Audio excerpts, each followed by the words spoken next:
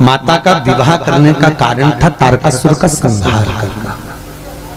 तारकासुर को मारने का एक कारण बस, मूल चीज। और मां जगत जननी जब पहुंची भगवान शंकर के तेज पुंज को सूर्यदेव अग्निदेव ने ले जाकर गंगा जी को दिया। गंगा जी से भगवान शंकर के तेज पुंज से 6 पुत्रों ने जन्म लिया गंगा के जल से। वो 6 पुत्र एक साथ रोते, एक साथ दूध पीते, बड़े परेशान थी गंगा मैया। गंगा मैया ने संतों की पत्नी कृतिकाओं को बुलाया और कृतिकाओं को बुलाकर कहा, हे कृतिकाओं को बुलाकर कहा, कृतिकाओं एक काम करो, एक कृतिकाओं तुम इन पुत्रों का पालन करिए। और कृतिकाओं ने पुत्रों का पालन किया तो वो भी देखकर थकित रह गई कि ये बच्चे रोते एक साथ, दूध पीते एक साथ। कृतिकाओं की आंख में भाव प्रकट हुआ। कृतिकाओं ने उसी समय पर हाथ में जल लेकर 6 बालक को सुलाकर एक साथ उनको जोड़ दिया। मुख 6 हो गए, शरीर 1 हो गया। कृतिकाओं ने जोड़ा, इसलिए भगवान का नाम कार्तिकेय हो गया। क्या नाम पड़ा है? बोल कार्तिकेय भगवान की हर हर महा। कार्तिकेय जी प्रकट हो। कार्तिकेय जी को माता पार्वती ने कहा, जाओ जाकर तारकासुर का संहार करो। पार्वती ने सूर्यदेव अग्निदेव से कहा, सूर्य नारायण तुमने मेरे पति के तेज पुंज को गंगा को दिया है, मैं तुम्हें श्राप देती हूं कि तुम्हारी कबूतर की योनि हो जाए। हिंदू धर्म में सारे पक्षियों को पालने का प्रमाण है, पर हिंदू धर्म में कबूतर को पालने का प्रमाण नहीं है, क्योंकि कबूतर श्रापित पक्षी है। जिस व्यक्ति के छत पर कबूतर की बीट पड़ती है, कबूतर गंदगी करता है, उसके घर में बीमारी बनी रहती है। एक बीमार होगा, दूसरा ठीक होगा, तीसरा बीमार होगा, चौथा ठीक होगा। कभी ये सर्दी हो गई, कभी जुकाम हो गया, कभी कुछ हो गया, और साथ में घर में क्लेश मचा रहता है, घर में शांति रत्ती भर की नहीं रहती। और तीसरा, घर में रुपया नहीं टिकता, जिसके छत पर कबूतर की बीट पड़ती है। कबूतर गंदगी, क्योंकि कबूतर श्रापित पक्षियों में श्रापितता में कभी कभी, इसलिए हमारे यहाँ छत पर महाराज ध्यान में आप दाना डालना है, पक्षियों को कुछ डालना है तो थोड़ा दूर जाकर डालना। जिसे पहले के समय में एक स्थान होता था, एक कोठला होता था, एक जगह होती थी, वहां पर ले जाकर सामान डालते थे, पक्षी वहां खाते थे।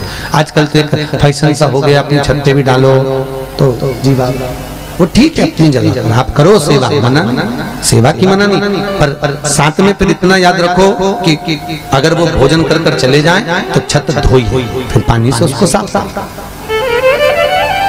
बीट अगर पड़ गई है तो उसको साफ करिए। आप दाना दो छत पर, खूब दो, साथ में जल से दो। कबूतर श्रापित तारकासुर का संहार करने कार्तिकेय गए, तारकासुर का संहार किया, तारकासुर के प्राण छूटे। तारकासुर के 3 पुत्र तारकाक्ष, विदुमाली और कमलाक्ष की। इन तीनों को लगा कि हमारे पिताजी का वध कर दिया है कार्तिकेय ने, अब हम देवताओं से द्वेष करेंगे। तो मन में विचार करा कि पहले अपन तप कर कर विद्या प्राप्त करते हैं, फिर देवताओं से द्वेष करते हैं। तप किया और जब तप करना प्रारंभ किया, जब तप करते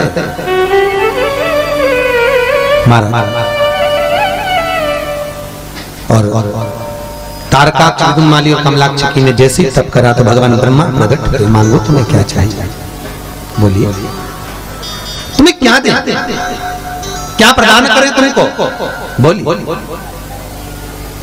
क्या दिया।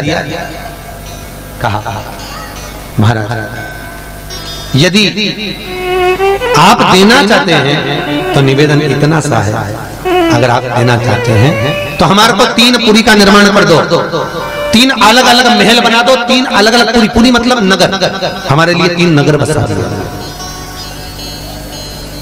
3 पुरी का निर्माण कर दो। वहां के हम राजा बनकर बैठेंगे, एक सोने की, चांदी की और लोहे की, 3 पुरी, वो हमारा निवास।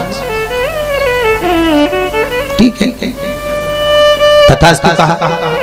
पर तारकाक्ष, विदुमाली और कमलाक्ष की तीनों ने कहा कि हम मरे तो एक साथ मरे, ब्रह्मा जी ने कहा तथा।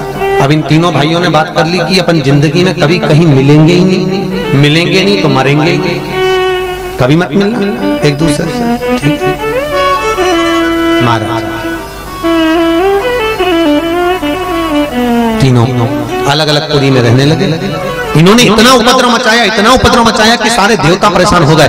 सारे देवता जब परेशान हुए तो सब भगवान विष्णु के पास में गए, नारायण इसको मारो, ये तारकाक्षी विदुमाली एक कमलाक्षी को मारी, मारो आप इनको मारो। कहा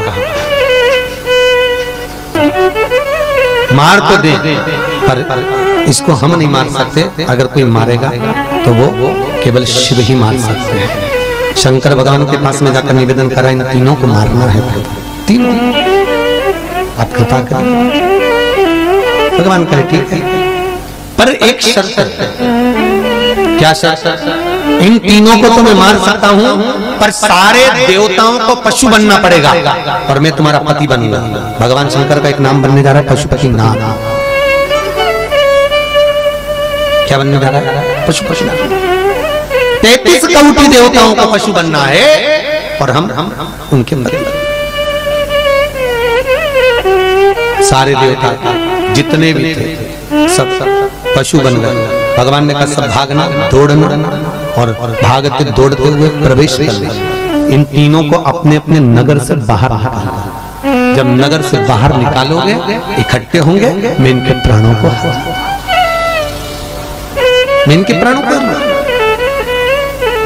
ठीक है पहुंचे और तीनों देवताओं को, तीनों के प्राण हरने के लिए पशुपति नाथ भगवान स्वरूप धारण कर रहे।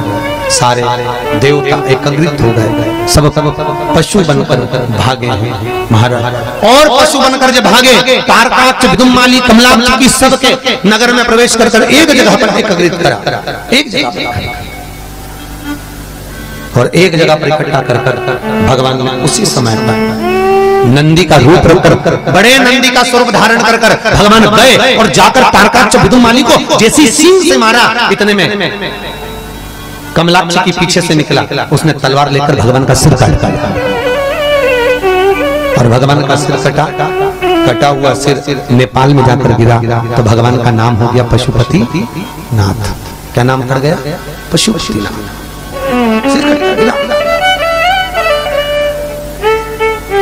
सिर कट कर जब नेपाल पहुंचा, धड़ भगवान शिव का 2 पांव आगे के नीचे जम गए।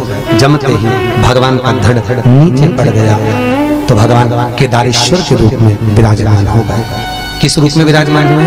केदारेश्वर। बोल केदारनाथ भगवान की।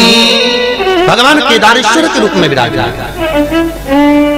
केदारनाथ कौन कौन गया केदारनाथ जी? जरा था सब लोग गए? केदारनाथ दर्शन किए होंगे आपने।